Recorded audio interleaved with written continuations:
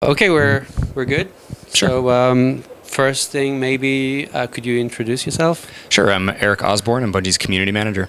Okay, great. And there's a lot of questions we have about Destiny because like there's a lot of things that people want to know, and Yep. it's always difficult to select the ones that are the most interesting for you, probably. You've chosen. Well, I tried, and first.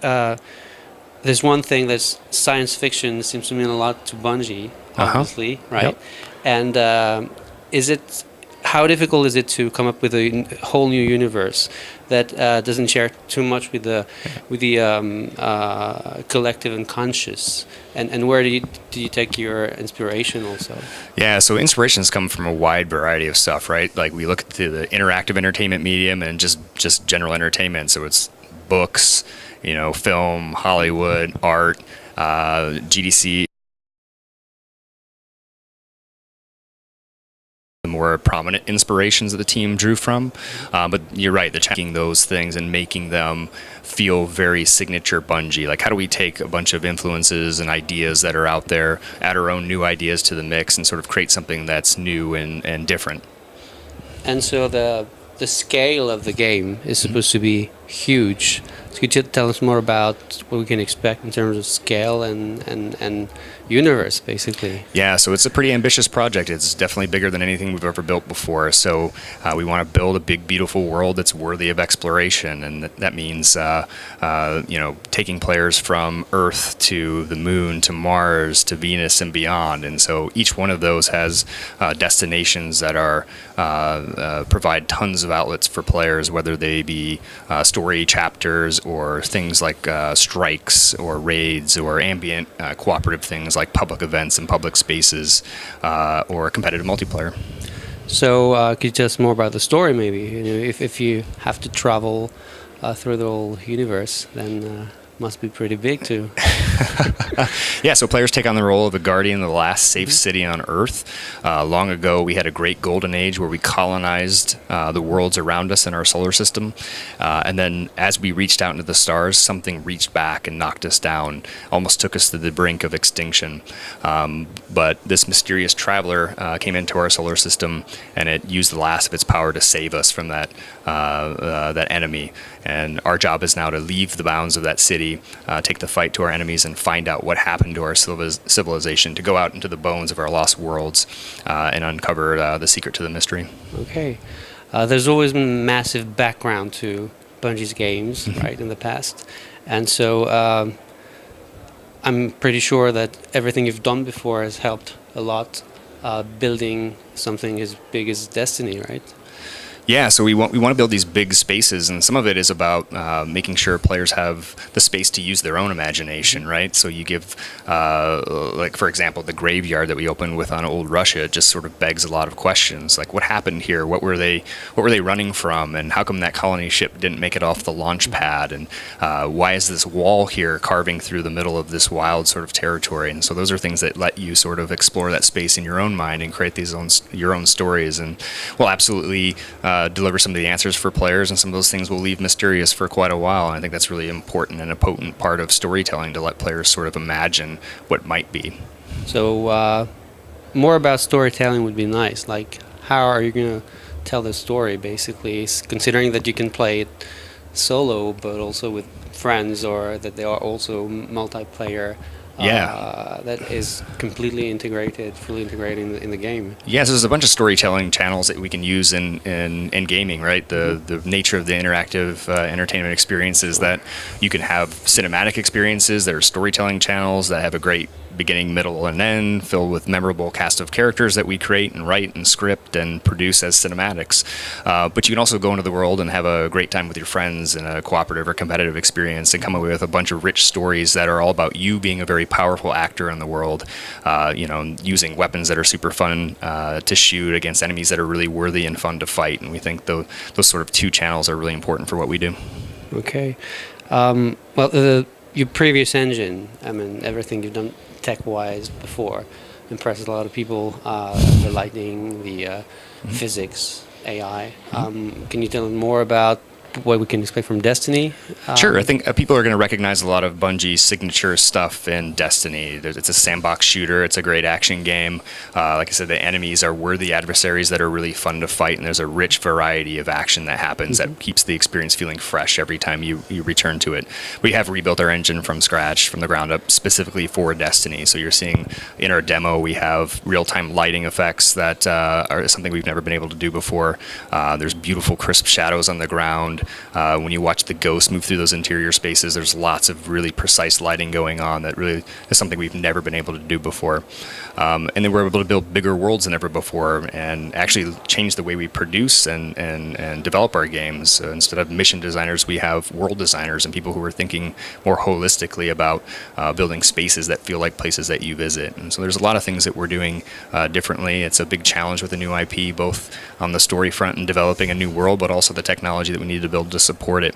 And of course, there's like seamless matchmaking, drop in, drop out, like literal drop in, drop out when the ships come in and drop off your friends, or when you see people in these crossroads spaces. Somebody's on a story mission, you run into this space, you see people moving towards a strike or maybe gearing up for a raid, and then this public event kicks off, and that's all happening without any loading or lobbies to sit through. So that's fundamentally different than anything we've ever been able to do before. Especially considering that this time it's two different systems. Well, different, maybe not that different, you tell me, but the fact that you're working now on PS4 and Xbox One, does it change the way you... We're actually we're taking on 4, so we've got PS4, PS3, Xbox 360, and Xbox One. No, that's fine. But yeah, it's a huge challenge, but it's also... I was about to ask you about the 360 version and PS3, because first it was announced on PS3 only, and PS3 and 360 only, and then when, the two consoles were revealed, then obviously... Yep. How are you going to do that?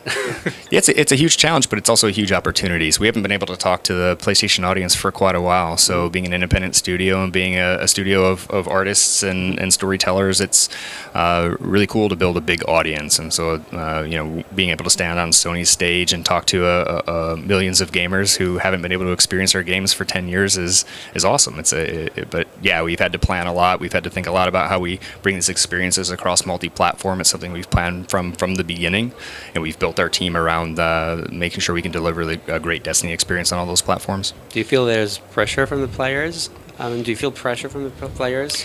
I think there's a bar that's been set, and it's not just by players, but like I think in a first-person shooter genre, there's sort of an expectation that players have, and then there's sort of the expectations that we put on ourselves. Like we absolutely want to build a world that has rich cinematic storytelling, that has a great cooperative experience, that has a great competitive multiplayer, and that's sort of the bar for just the action game that we want to build.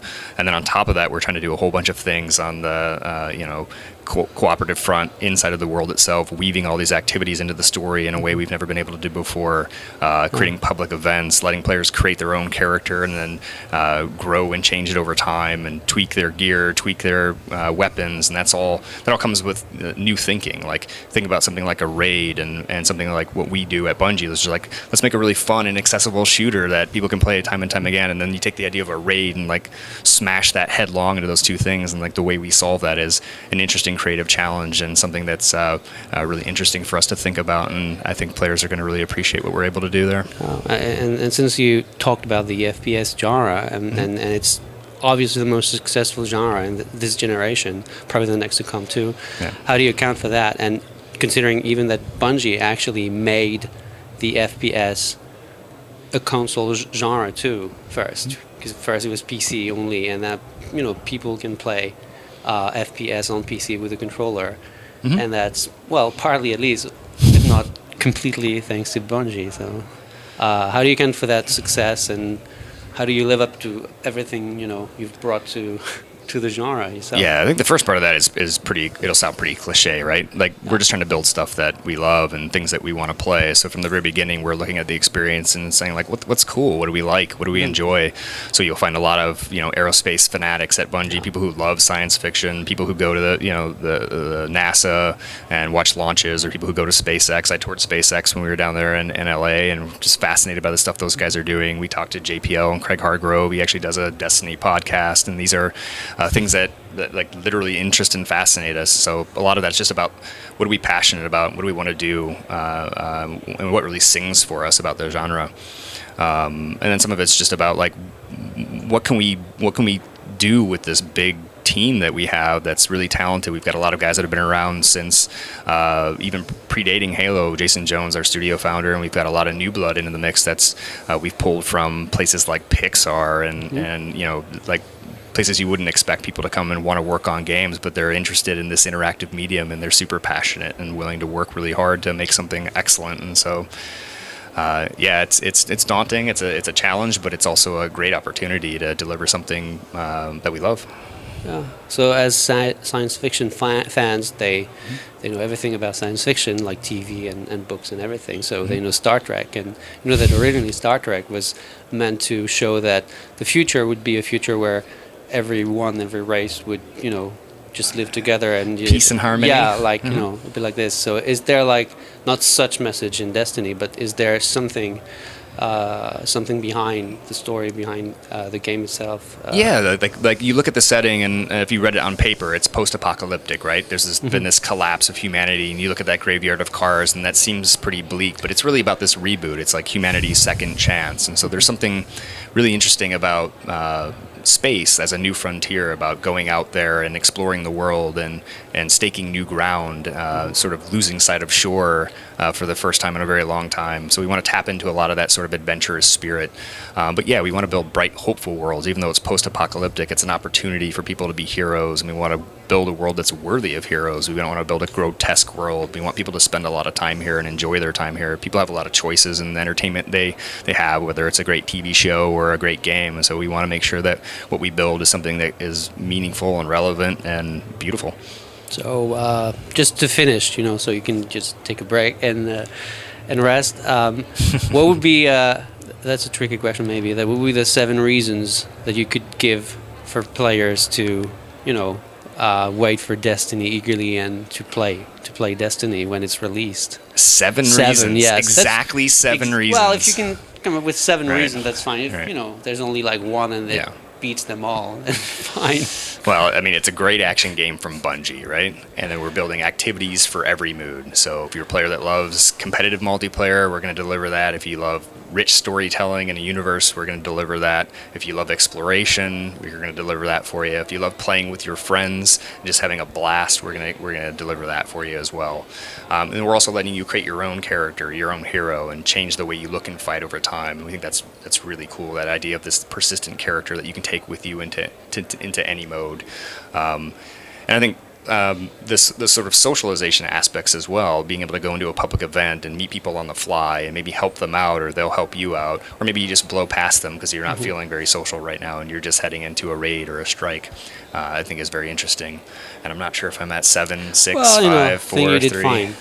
That social thing, which is obviously where gaming is going in the future for the next generation. Yeah, I mean, we look at it as sort of a continuation of what we've been doing. I think if you look at the history of Bungie, and you can take it all the way back to Labyrinths of Crete, like in the 90s, Marathon and Myth. These were all-night experiences that were all about playing with other people. We think that's fundamental to what we do. And you look at Halo, and one of the really cool things about the narrative around the original Halo was that people were taking their TVs and their Xboxes to their friends' houses and connecting cables in their dorm rooms to play with one another. And so what we did immediately following was to help build Xbox Live so we could connect people in easier ways and sort of facilitate that behavior.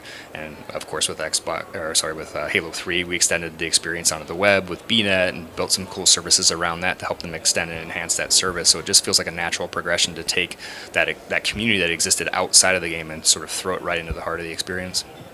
Well, thanks very much. Yeah, thanks for the time. Thanks.